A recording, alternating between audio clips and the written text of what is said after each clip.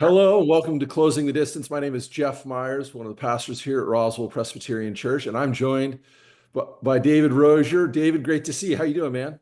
Good to see you too, Jeff. I'm doing good. Doing good. Good old afternoon, pretty afternoon. Yes. Well, thank you so much for saying yes to chairing the capital campaign. I hope you don't regret it yet.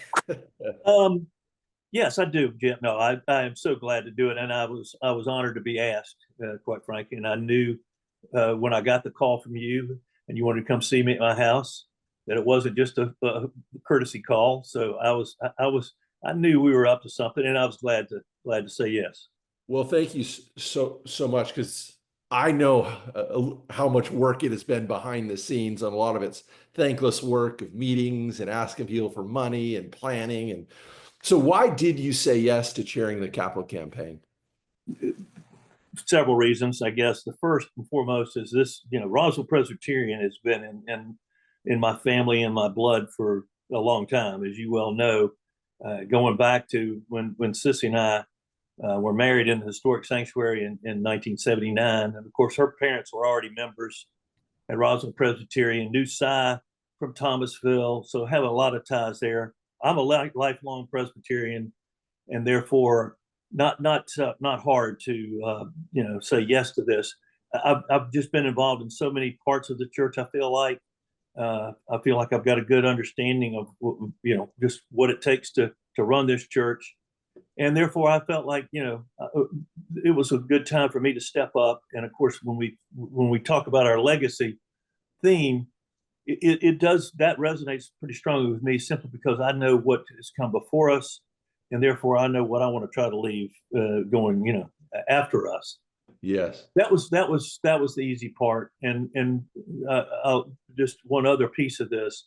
I didn't know at the time who else was going to be on this team, but had I known, it would have been even more of an easy yes, because you did help with putting together, I think, a pretty strong team. Yes, I've spent a lot of time on this, but it's been a pretty good team effort to get us to this point. Yeah.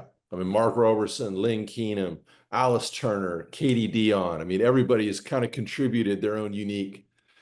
Uh, And people that some of those people I didn't know, that Katie and Alice, if they attend a different worship service, they're not people I may not know and see, and but like you said, different skill sets, different talents, and it's all gelled together. Mark and Lynn I've known for a long time, obviously with Bible study and everything. Those two guys are always doing something somewhere in this church, so I knew them pretty well. But anyway, it's been a good team.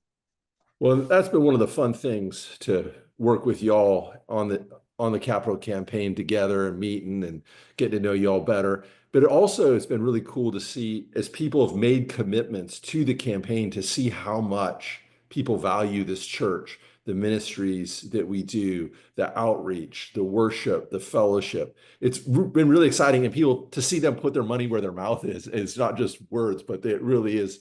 It means that much to them. Yes, and it is. It's been really, I think, pretty gratifying too, because every time we've talked to somebody, sat down with somebody, there was an obvious understanding of the need as we were laying it out, but also just their commitment and their involvement. Of course, we've talked to a lot of people, in some cases who've been here for a while, but yeah, I say this all the time. We just don't know sometimes how blessed we are to be in the position we're in Roswell, with the continuity we've had, even with all the changes that have occurred with staff, members, you name it, changing times. Society has changed so much, but we've been able to be successful, even where some churches out there have not been as successful, and would Yeah. love, I think, trade places with us, with the kind of situation we've got. I completely agree. You were telling me a story before we started recording about Cy and him, so long ago having a vision of how North Metro Atlanta was going to change and how the church was going to respond to that change. Could you tell that? Yeah, again, Cy officiated our wedding in '79, and so knew Cy well, and he was the first one to greet me when I went to the new member, meeting back in those days. and I think I told you his first words to me were, "Oh, the prodigal son is here." So that, but this is a new story. I've heard a lot of stories with us, all great ones. But this was a new one we just heard as we were talking to some people through this campaign. One of the members of our church, their father, was a member back in the '60s, and so they were a part of that group that was having to face this decision to build a second sanctuary where their beloved historic sanctuary would not be replaced, but would be a companion sanctuary built alongside of it. And that was somewhat of a controversial decision. And they said that they were saying, why do we need this? We don't have that many members. We've got 100 members. We've got a church that seats 150 to 200 people. We're fine.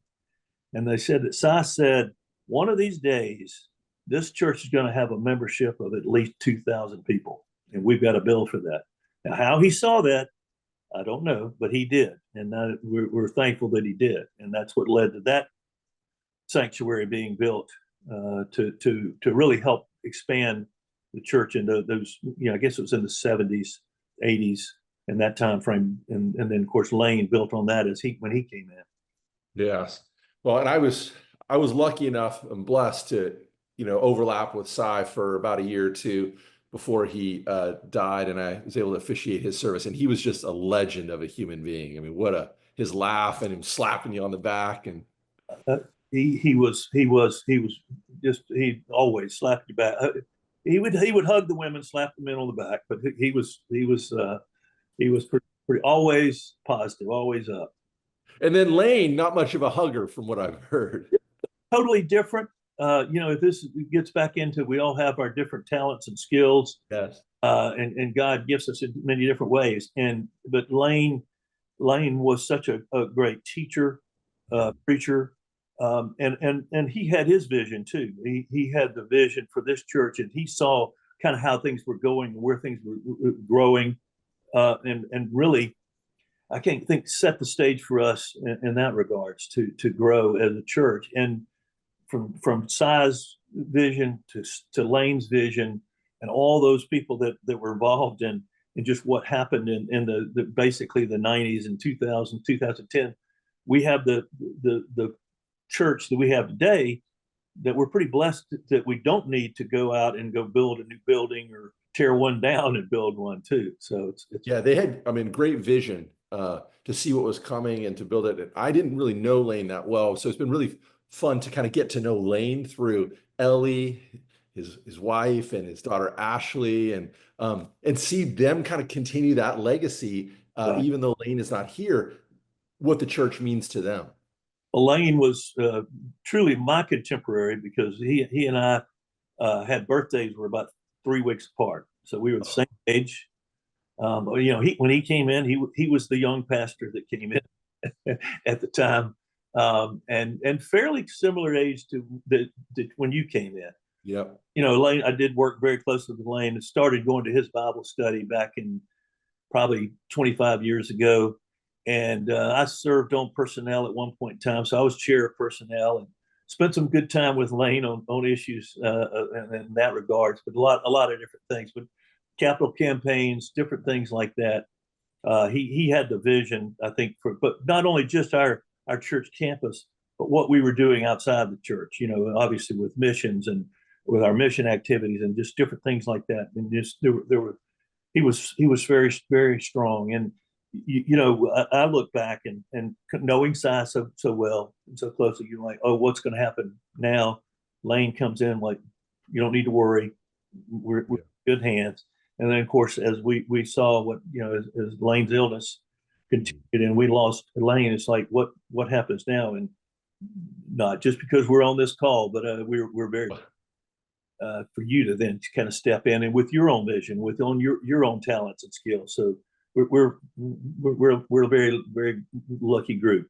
Well, thank you, David. I feel so blessed to be at RPC, and it's such a vibrant, exciting place. And in this part of our history, it's a really exciting time. So let's get in a little bit to what the legacy campaign, the components. So it's made up kind of 3 buckets. When people give, we're going to use those funds in what way? we call it property, people, and partnerships. Again, we've got to have things to help us remember. Yeah.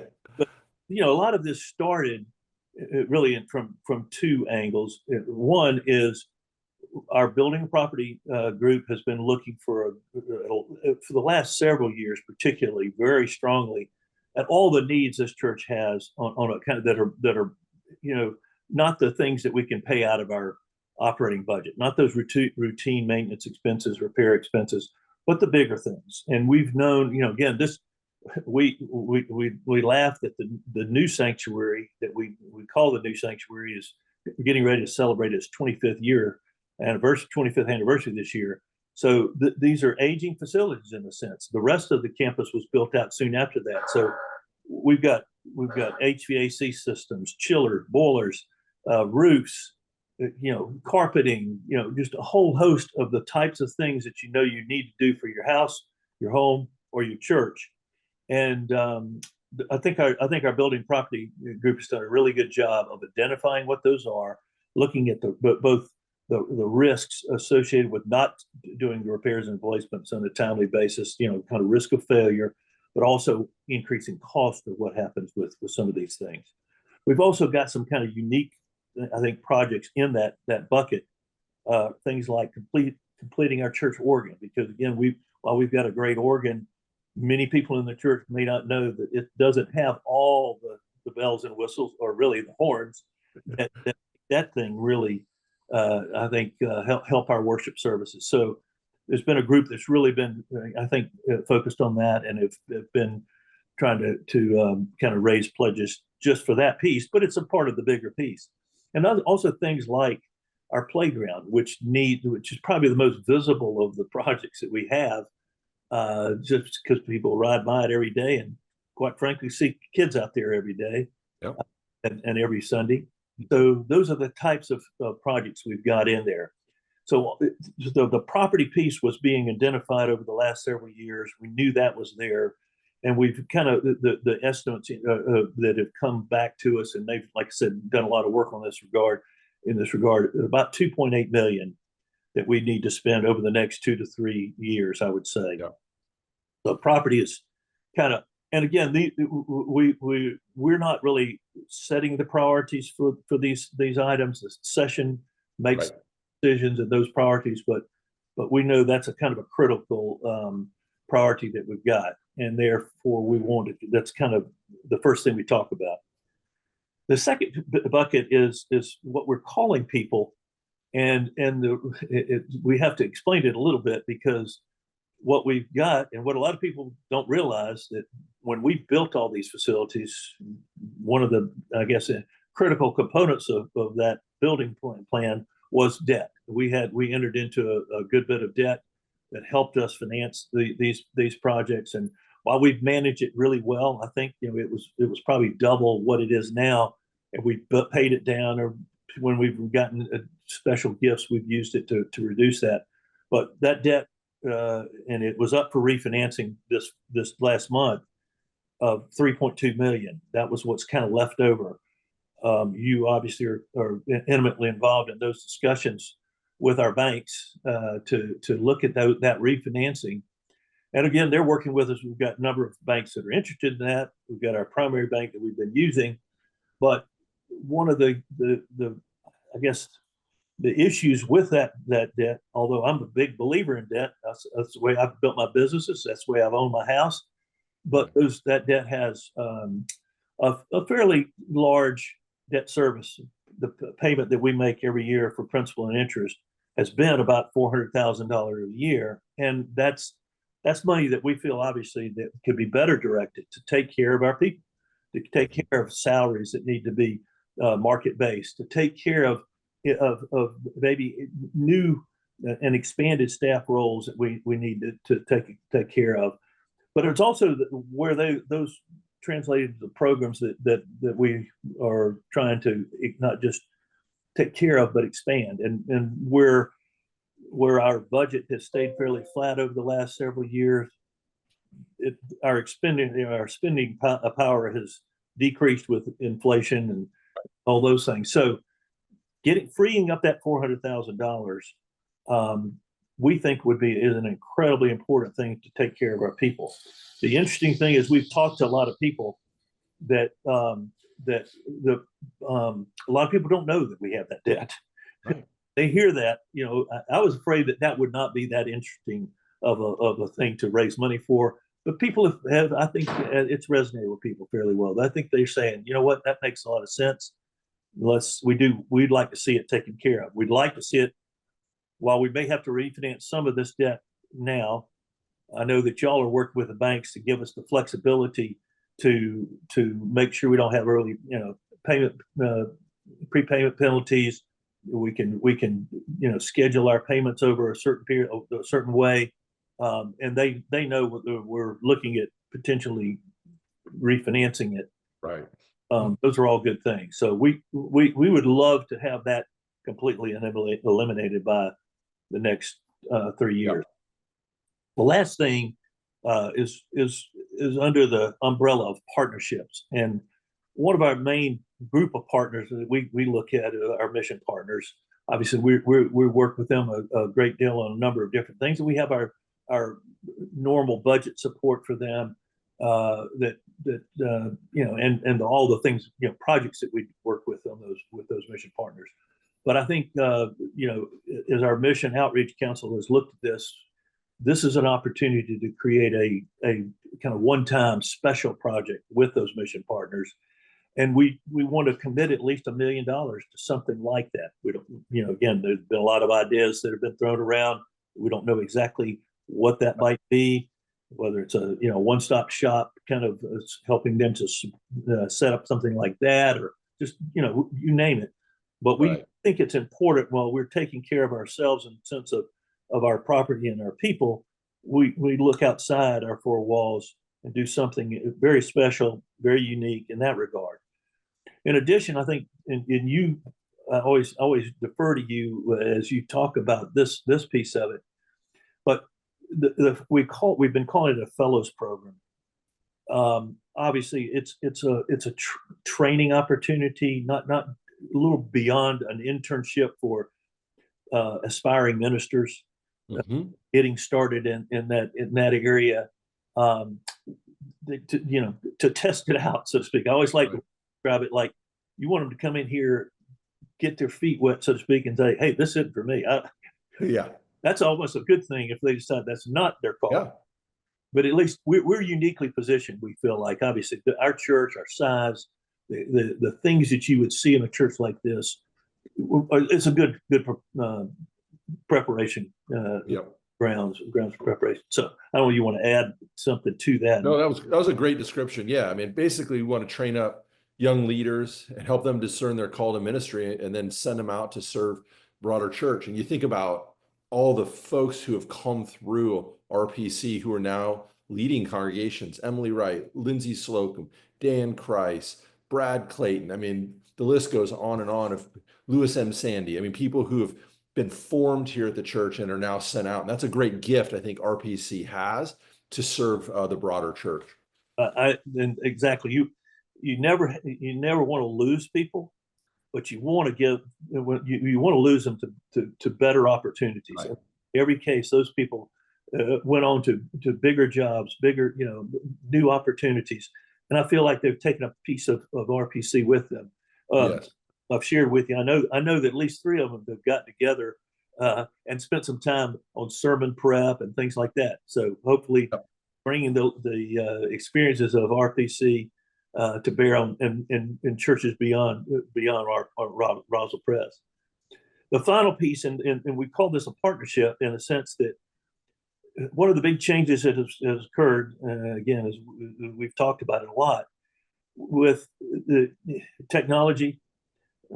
The pandemic had this effect a lot, but it changed our the habits of worship, of participation, where we now see a large percentage of our worshipers, participants that are doing virtually. We've used a number anywhere from 30 to 50%. We know it's a good sized number. Now, the good news is we've seen participation continue to grow when you combine those that are worshiping in person, those worshiping online, and that's a good thing.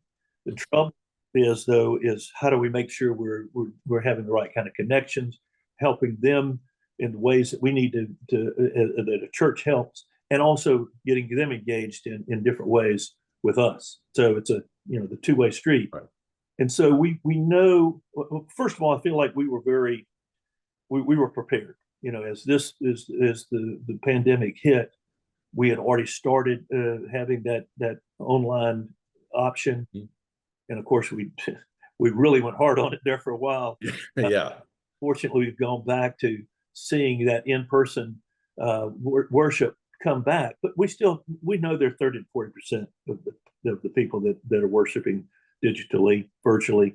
So we want to make sure we've got the right kind of platforms, the right kind of just technical support and people support to accommodate that. So that's another piece of the partnership aspect. Yep. So all total, $8 million is our goal. It's about 2.8 million in property, 3.2 million debt, and then 2 million of partnerships. Right. And we're asking people to make a pledge commitment to pay it over 3 years.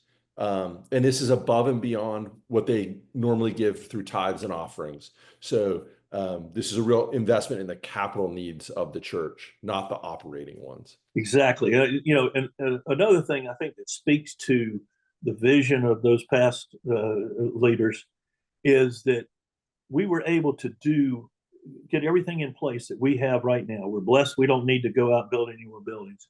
And we haven't had to do this for 17 years. The last campaign was 17 years ago. And I think about, I mentioned in the service the other day of some of those people that were involved in those other campaigns, from Alan Robertson to Nancy Turner, Guinness. And there was just a lot of work that was done in those times. We went through so many different capital campaigns, but we haven't had to do it in 17 years.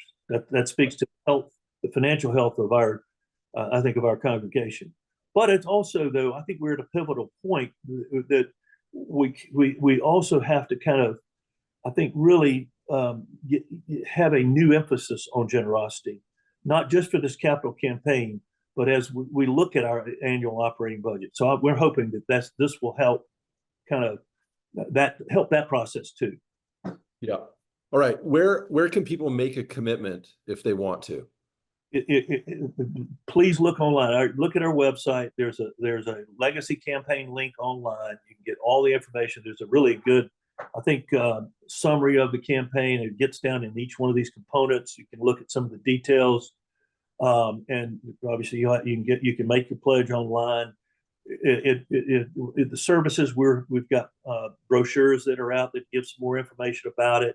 Again, pledge cards are available. If you want to use the old-fashioned way, yeah, those can be turned into the church office, dropped in the pew plates. So any way you want to do that. We're also going to do some things over the next several weeks to help provide, answer any questions, provide additional information. We're going to have some informational meetings March 30th. That will be in the historic sanctuary when we're having our other church services. There'll be 3 meetings then. If people want to come, talk about this, understand more, have more questions. Obviously, they can always email you. Yeah. Contact me. I'm in the book too. You can email me and ask me any questions too. Awesome. Well, David, thank you so much for serving as the legacy chair for the capital campaign, and thank you for your passion and so thoroughly going over the campaign. If people have questions, reach out to us. We'd love to talk about it. Thank you so much for closing the distance. Thanks for having me, Jeff. All right, brother. We'll see you soon. See you.